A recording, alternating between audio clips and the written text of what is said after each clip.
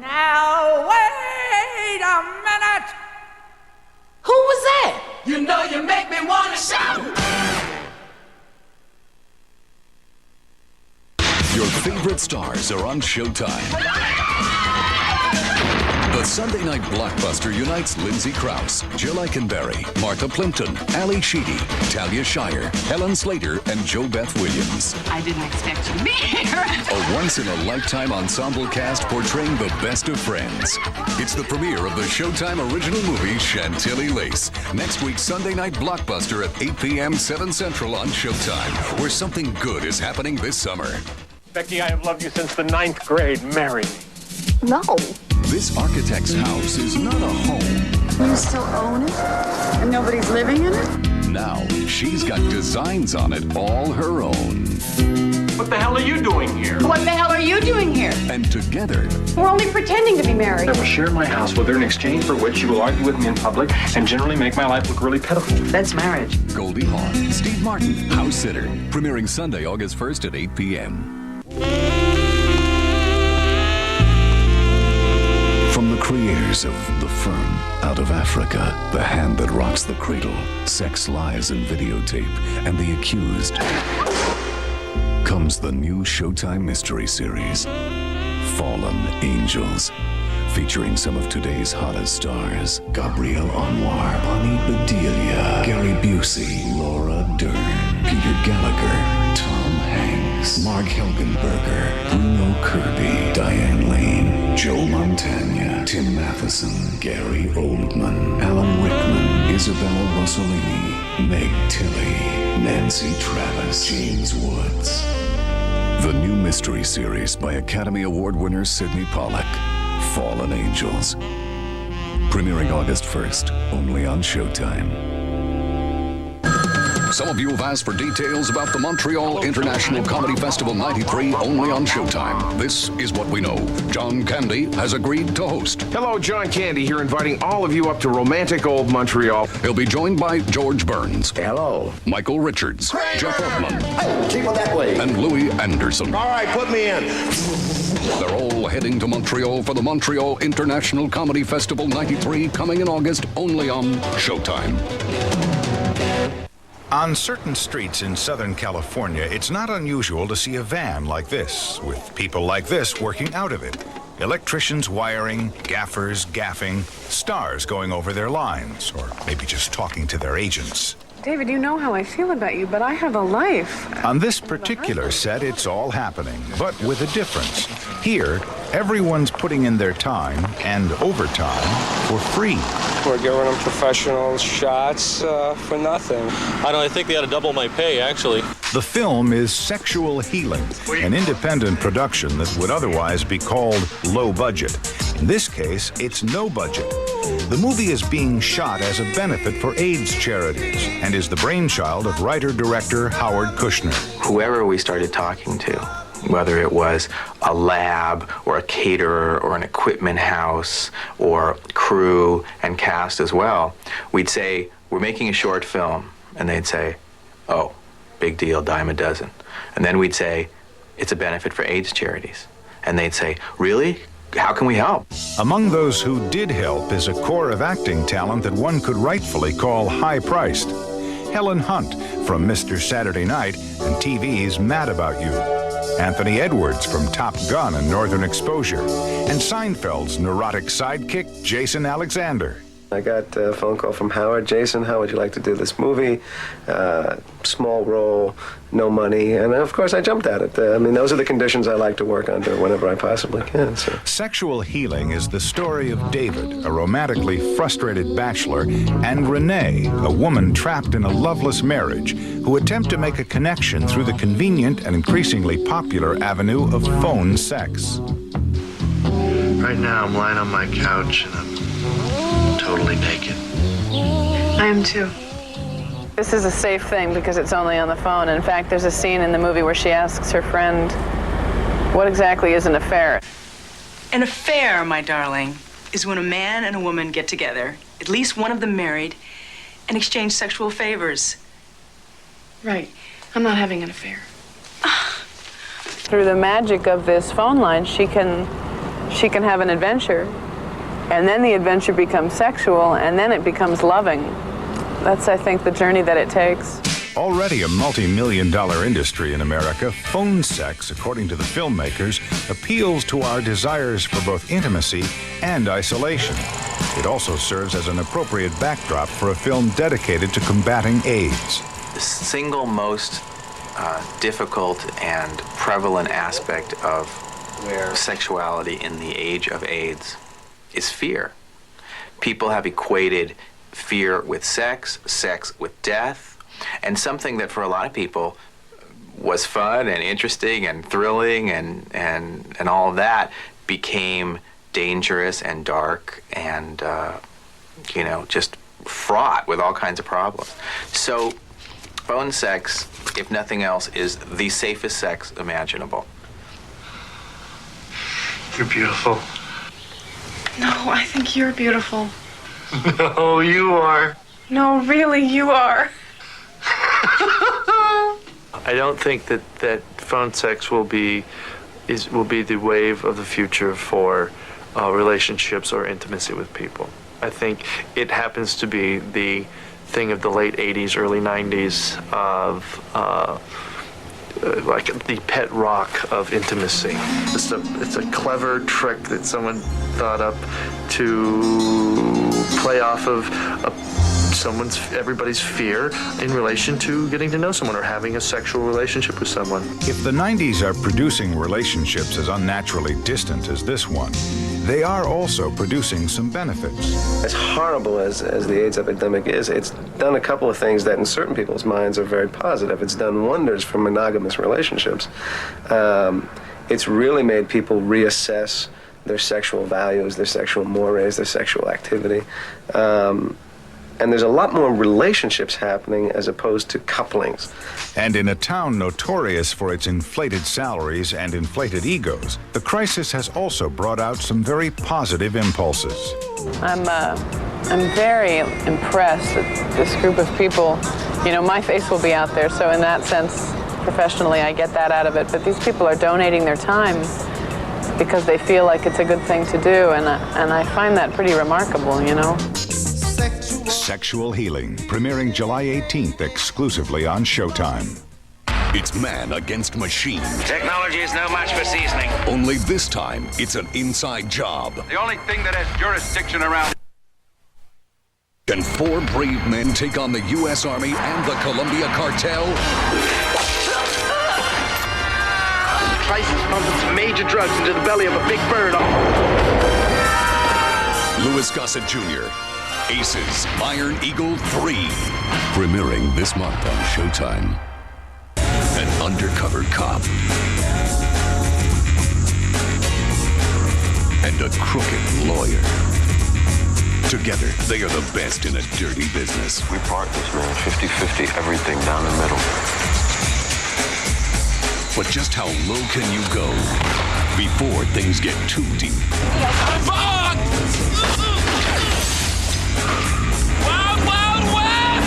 Larry Fishburne and Jeff Goldblum star in Deep Cover, premiering this month on Showtime.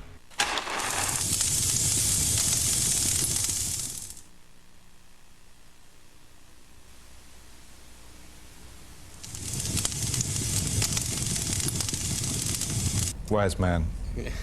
That's all you need to know. Gee, I don't think I have an acting motto, but more and more it seems like a simple yet deceptively simple kind of game. It's just taking a made-up situation and being in it as if it's real. I don't think I really have one. Maybe I'll get one sometime, I don't know. Know your lines and don't bump into the dinosaurs.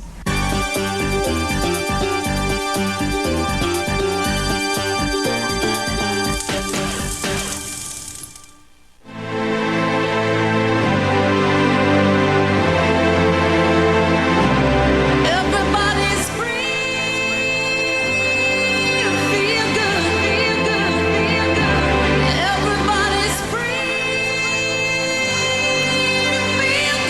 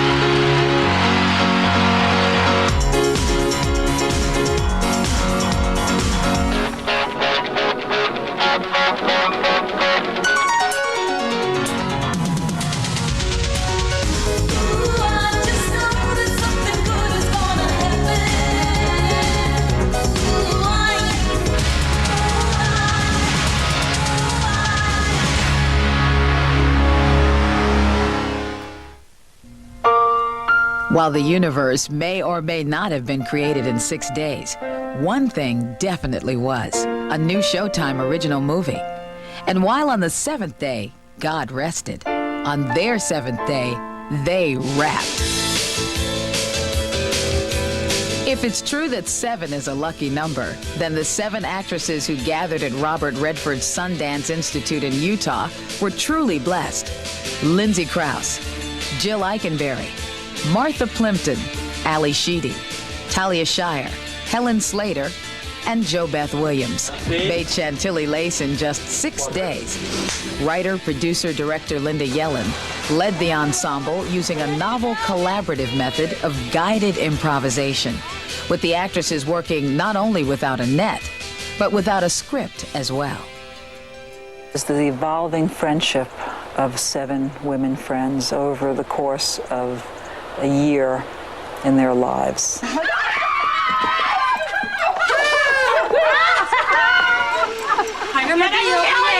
She gave us 5 or 6 possibilities for a character.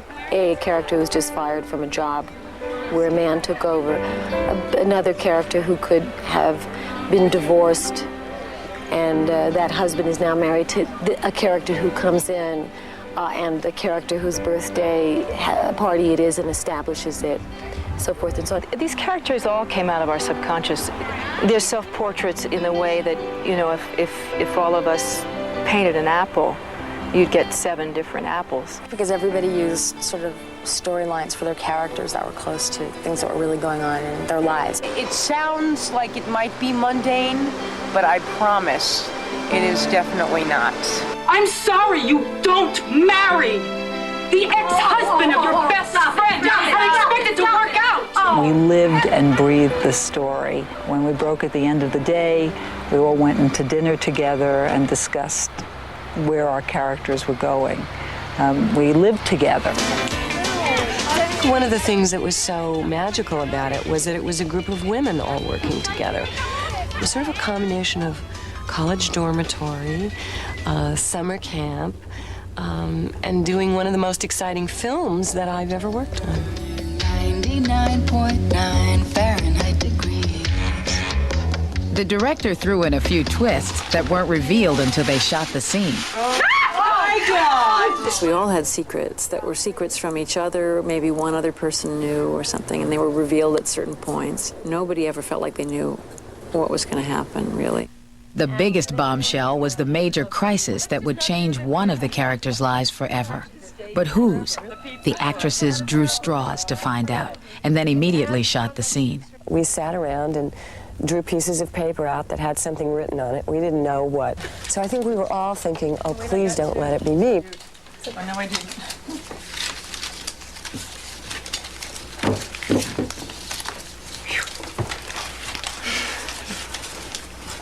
Oh, no, I didn't. Only one more shot left. It's heartbreaking. With the film now complete, the only remaining mystery is the meaning of the title. Chantilly lace is a very rare form of lace that gets more beautiful with age, and it's intricate and I guess quite delicate. And those elements run through the film. Lace is such a wonderful metaphor for so many things. The fact that it gets better as it gets older. I like that part.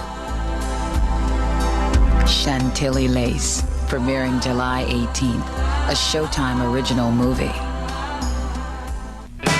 Ron Schock is one comic who has paid his dues. That's why he's singing the Bad Gig Blues. He played a biker bar where a pack of outlaws hid. Tattoos took a higher priority than dental work did. He played a town in Kansas with such a dreary plan. Miles Davis went in, came out a white man. He played every dingy dive without any fear of stricture. He's starting to get the picture. And just when he thought that his act started kicking, I got second billing to a chicken. So check out Bad Gig Blues and see what Ron Schock seen. I guess I'm just a comedy whore, you know what I mean? Yeah. Coming in August, only on Showtime. Murder, suicide, nasty accidents. Brace yourself. guess you understand what's going on here, don't you? These good citizens have come to get their tickets punched. Bravo! You're all masters of the obvious. What we really have here is anything but obvious. Each of these souls has a story to tell. A tale of how they came to pay me an unexpected, though not unwelcome, visit. Hold this for me, will ya? A Showtime original movie. John Carpenter presents Body Bags. Premiering Sunday, August 8th at 9 p.m., 8 Central. This is your 90-second all-news channel update on Showtime. Good evening, I'm Dave Andrews. Iowa Governor Terry Branstad says his state is under siege. Not only have farmlands, businesses, and homes been flooded, but today floodwaters contaminated the city of Des Moines' water treatment plant. Close to 250,000 residents are now without clean drinking water. It could be 2 weeks before the city's water supply is safe to use again. And more levees are giving way on the Mississippi River in Missouri and Illinois. Vice President Gore will inspect flood damage along the river tomorrow. The Clinton administration has already declared much of the region a federal disaster area, but Gore says it's too soon to say exactly how much federal money will be made available to flood victims. Another sweltering day for people on the East Coast, more 90-degree weather and high humidity. Forecasters say there's a chance things will improve Tuesday. So far, at least 24 deaths have been reported, blamed on the record-breaking heat. And President Clinton is now on a 3-day vacation in Hawaii after wrapping up his two-nation Asian trip.